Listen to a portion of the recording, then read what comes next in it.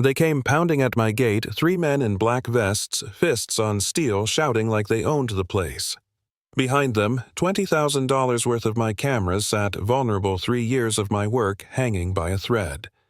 I laughed, maybe out of nerves, maybe because the whole thing felt like a bad play, but inside I knew one wrong move and my career, my reputation. Everything I'd built could be gone in minutes. My name's Lucas Robinson, and all I wanted was to film birds. That's it. I moved out here on the edge of a lake in Michigan because it was perfect for documenting migration patterns, the kind of footage that streaming platforms pay big money for, the kind of work that takes years of patience. Instead of peace and birdsong, I found myself in the crosshairs of a woman named Donna Henderson, the self-proclaimed queen of our neighborhood, HOA. Donna looked like any other suburban mom on the surface, but give her a title and a clipboard, and suddenly she turned into a dictator. At first it was letters. Neatly typed violation notices slipped under my gate. Unauthorized commercial activity. Suspicious surveillance equipment. She called my cameras spy gear like I was watching neighbors sunbathe instead of filming herons. I tried explaining I had official permits from the Department of Natural Resources, signed, sealed, approved. But Donna wasn't interested in permits. She wanted control. Then came her hired muscle. Mike Thompson, a heavy-set guy with a cheap badge dangling from a lanyard, showed up with 2 buddies.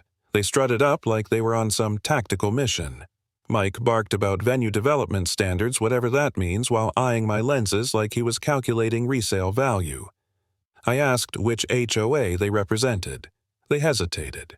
Their IDs looked like something run off at Kinko's. When I pressed for real paperwork, their confidence cracked. And that's when Donna called me herself. Her voice slid between fake charm and sharp business jargon. She said words like community benefit and emergency powers like she was auditioning for a corporate commercial. Then she emailed me a glossy brochure my lake digitally transformed into a wedding venue. White archways, flowers, couples kissing where my tripod stood. She was selling my sanctuary as if she owned it. She didn't even try to hide her motive. This wasn't about neighborhood improvement, it was about turning my home into her cash cow. I pushed back, told her she had no jurisdiction, no vote, no authority over me. She smiled through the phone, then cut me with a single line. 18 neighbors have already signed. Do you want to be the last man standing when the road becomes public? That's when the doubt hit. Days later, an anonymous website popped up smearing my name. Accusations that my cameras were pointed at kids, that I was some kind of predator. The photos were doctored, the timestamps fake, but they looked convincing. Within hours, the Conservation Foundation that sponsored my permit called me with concern. Netflix executives started asking questions. 3 years of my life was about to collapse because one woman decided my land was in the way of her fantasy wedding business. I sat there one night staring at my gear, wondering if I should just pack it up. Maybe sell the equipment, take the loss, avoid the scandal. Maybe Donna was right. Maybe it wasn't worth the fight. I poured myself a drink and asked the question that burned my throat, was I insane for staying? Then came Sarah Patterson. Silver hair, kind eyes, a long-time resident who had lived here before the HOA even existed. She knocked on my door with trembling hands and told me she'd watched me filming from her kitchen window every morning for years. All I ever saw was you and the birds, she said. That simple line cut through the fog. She knew the truth. Other people did too. I wasn't crazy, I wasn't alone. So I dug in. I studied the HOA bylaws, discovered Donna had never held a vote, never had authority to create new fees, never had jurisdiction over non-members. Everything she'd done was smoke and mirrors. And I waited for my chance. It came at a so-called emergency HOA meeting. Donna filled the community hall with red-letter slides screaming about privacy violations and community danger.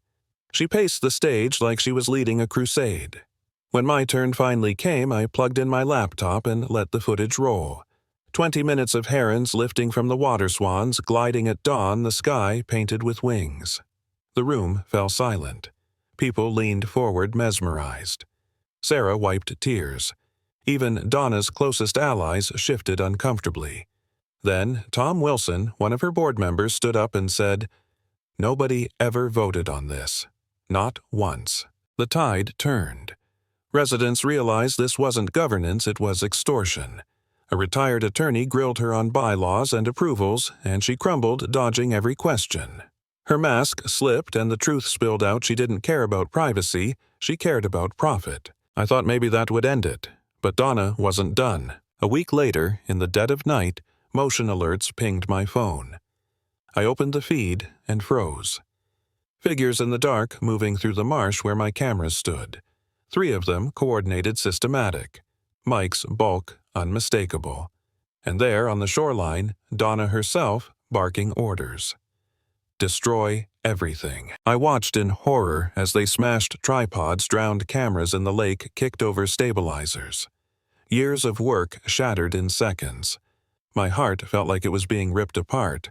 But through the heartbreak, I realized my night vision rigs were still rolling, still recording every face, every license plate, every word Donna shouted. They thought they were ending me, but they were digging their own graves. Police lights split the night. Officers swarmed the shoreline.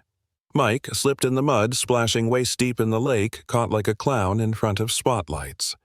Donna tried to run, but her car door swung open and contracts spilled onto the ground, dozens of them signed by couples who had paid her thousands for weddings she could never deliver. Fraud on paper, fraud on tape, fraud in the flesh. From there, it all unraveled. The FBI connected dots across counties, same scheme, different towns. Donna had built an empire of intimidation, fake fees, bogus enforcement teams, all to line her pockets. My footage, my recordings became the nail in her coffin. In court, the evidence played on big screens. First the serene flight of geese, then the brutal smash of my cameras under Donna's orders. Jurors gasped.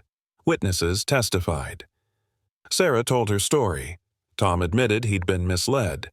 Even Netflix vouched for the authenticity of my work. By the time it ended, there was nothing left of Donna's facade. The verdict was clear. 4 years in federal prison, $90,000 in restitution, permanent ban from HOA leadership, her so-called allies under investigation. Her empire turned to ash. And me, I walked out of that courtroom knowing one thing. Sometimes the only way to beat a bully is to laugh, lock the gate, and call the cops because the truth, sooner or later, always lands.